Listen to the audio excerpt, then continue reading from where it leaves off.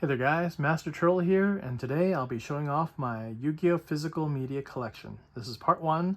I'll be showing you my DVDs, VCDs, and Blu Rays, and also the manga. And then for part 2, I'll do some other merchandise and cards and my video games. Okay, so let's do part 1.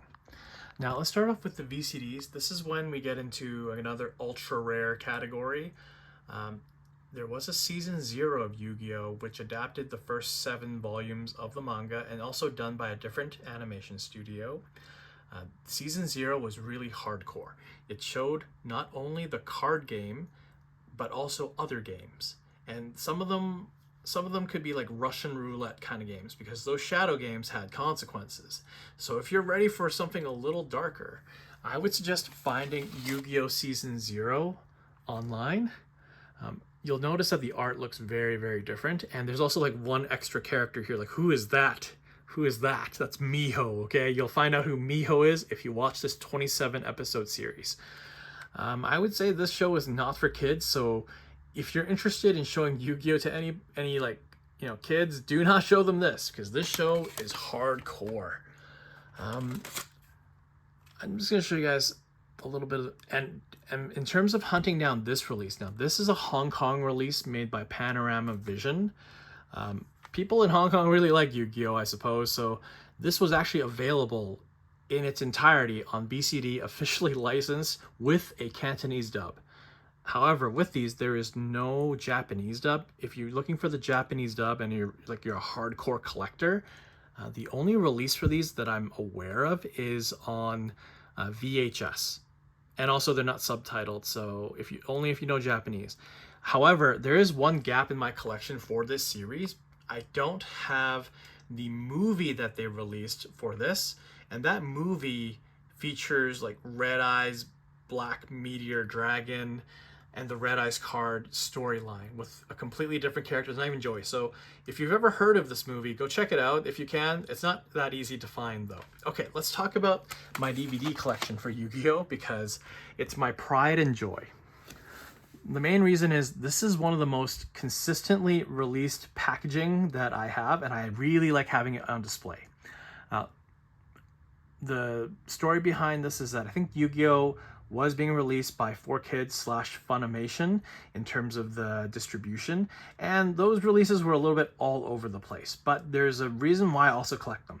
With this release, 1, the packaging is consistent, 2, they released the whole series that's dubbed, and 3, the display worthiness of this is amazing. So I'm just going to show you guys one. So I like this side of it a lot. However, the other side has different art. So I'm just going to grab all these.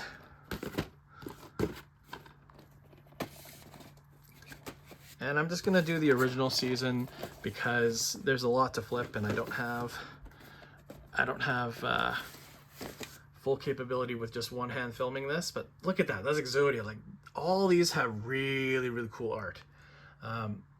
Hip Hippo, Elemental Hero Neos, Yusei with Stardust Dragon, Yuma with Astral. Like, man, I gotta flip this one because I really enjoy seeing Utopia here. Okay, oh man, this is when you know that I'm a nerd about all this kind of stuff, is when I talk about the art. Okay, like, come on, this releases value to me. If I open the discs for you, you'll also find that there's nothing special. It's a lot of stock art that they have. I think this is a pretty good example. Like, it looks like this. There's nothing crazy on the art. It's what you would expect. They're all consistent though, which is what I like. Now, when we get to the Blu Ray collection, which is a very small collection, I do have Yu-Gi-Oh! Arc 5 on Blu Ray, but they never finished the release. There's no season 3. Okay, if you're looking for season 3, you have to buy the DVD. And look, they went from this really cool box to the standard Blu Ray case to nothing. Like, come on. I think at this point in time, the Yu-Gi-Oh! Physical media release is pretty much dead. You don't even see a Reigns release because they don't think that it would sell. And I think that season really struggled to find a good audience. I think the card game was still popular at the time, but not the show. And this is when the show, for me, changed. They started like looking at other ways to market Yu-Gi-Oh. Anyways, let's talk about the movies very quickly. I've got 3 movies here. I've got Yu-Gi-Oh! The movie, probably one of my most nostalgic movies. Like, this is the one movie that I went out to the theater to watch. I watched it a few times. I went with my brother too, like, and they gave out cards at some point with this movie, so it was so cool to go to a movie, get a free card, a pack of cards, and just enjoy something on the huge screen. I don't think they make them like this anymore, and that experience is completely different. When we get to this movie, Bonds Beyond Time, this is when we get the crossover with the 3 main characters.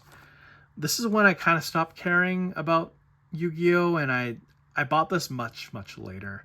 But this movie is not bad. It's kind of cool to see some of the characters again. And then when we get to the Dark Side of Dimensions, now this movie is really important because it includes an exclusive trading card inside. And I will show you that card. So in my copy of it, I got a copy of Obelisk the Tormentor in his like Egyptian style. Like, this is really cool. I kept it in here because I realized I don't want to take them out. I just want to leave them in here for the memories. And okay, also a note about this release, you have to be careful about which one you buy. If you want to watch the Japanese version, there are dub titles for some of the releases. I don't have all the details in this video that I can just show you right here. However, when I get down to the DVDs, I'll explain it. Depending on which release you get, they didn't fix them. There's a lot of like dub titled versions floating around still, even now, I think. But anyways, I bought it mainly to watch the English dub, but this movie is canon to the rest of Yu-Gi-Oh! So if you want to know what happens next, watch this movie. Then we move on to some obscure part of this collection, which is the music CDs. Okay, you probably didn't really know that there were Japanese CDs with all of the opening and ending music. And I think these are really cool looking. I'm not going to talk about it too much. I'm just going to show you guys. So this is the original Yu-Gi-Oh! Vocal Best. If you see a release like this called Vocal Best, that is all the opening and ending music for the Japanese version compiled into one CD. I wasn't going to search for the single CDs, and I'm not looking for the background music. If you're looking for the background music in the Japanese version, that's called Sound Duel. And those ones are really hard to find and very expensive. So GX, man, so cool. I mean, they also do some custom art for it, which I find really appealing. I used to listen to Yu-Gi-Oh! Music in my car all the time. Oh, those were the days. Those were the days.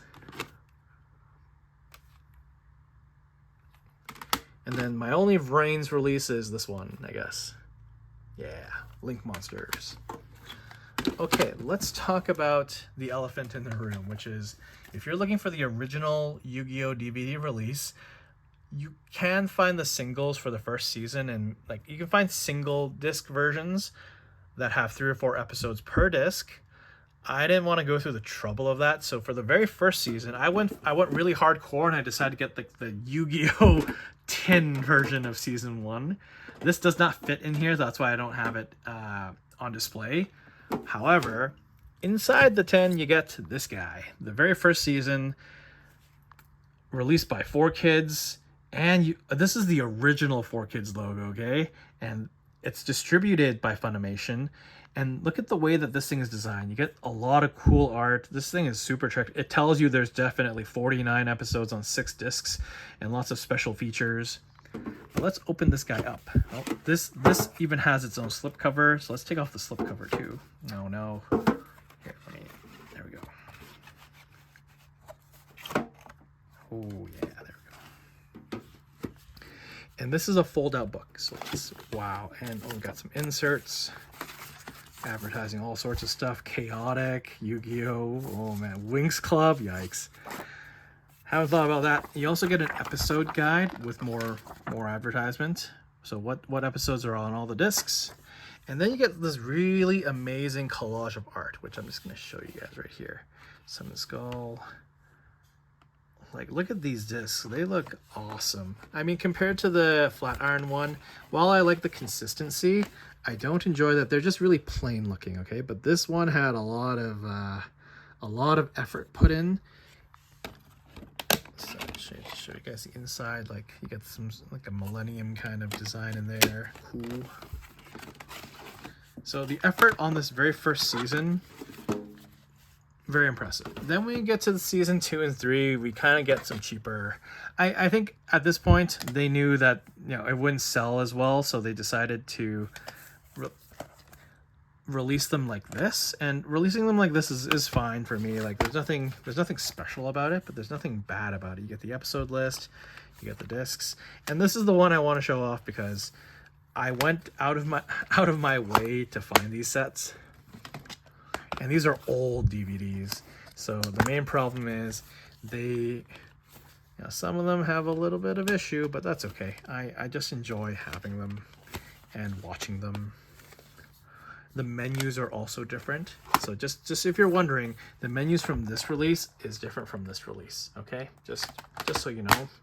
And then the part that's incomplete is season 4, which is the Waking the Dragons arc. So you get the first, you know, 3 DVDs, and this is based off of this old naming convention, okay? 4.1, 4.2, 4.3. If you've bought other 4Kids DVDs, they also follow this naming convention for the Ninja Turtles releases. But anyways, I did, you know, a long time ago, I created a fan disc for 4.4 for the rest of it. I mean, I have the disc in season 4 here, but just so that I have it all as one set, why not? Oh, maybe I'll show you guys. Like, you get the 3 dragons here, which I always thought to be really cool, so that's why I wanted to buy this set. Like, this is display worthy on its own, and you also get a very different style of box art and the way that they designed it. Can't complain, other than the incompleteness of it. Then we got Yu-Gi-Oh! Capsule Monsters. This is when you get, this is not about the card game anymore. This is about some other spin-off thing. And Capsule Monsters is also one of those games that showed up in season 0. Okay, if you're wondering where they got this idea from, the implementation is pretty different. I think maybe one of my favorite parts of this show is that Yugi gets some really cool armor. Yeah. Then we get into the filler season, the Grand Championship. Nothing special about this one. The final arc of Yu-Gi-Oh!, which is Dawn, also subtitled Dawn of the Duel. I mean, when I look at these two discs, I'm really impressed by just how cool they look. Oh, sorry. So this. And then we get to the movies again. Now, I gotta show you guys one thing, which is Yu-Gi-Oh! The movie is just the regular DVD version of it. No issue. This is Bonds Beyond Time. I for some reason bought this movie. I bought a Region 2 version of it. I can't remember if there's an issue with the subtitles here, but yeah, anyways. Bought it like that. And then this one is also a PAL Region 2 version of it. Because I remember this one is the one that fixed the subtitle issue, so I bought it. If you look on Google, you can probably find some information about which release has the proper subtitles, if you like the Japanese version. Okay, that's it. Except for the last part of this physical media on the left side, which is the Yu-Gi-Oh! Soundtrack. And I tracked these down like 5 or 6 years ago. Yu-Gi-Oh! Music to Duel By. Oh man, if you guys remember how hype the music was in Yu-Gi-Oh! There's a little bit of like techno pop. I bought this because I love that music, and obviously I had the music. I listened to it on YouTube a long time ago, and I just needed to have the CD, okay? The second one is Yu-Gi-Oh! The movie soundtrack. I don't have the poster inside, but also a really cool relic of the past. And, you know, CDs are coming back, so I don't doubt that these will be really hard to find at some point, if not already.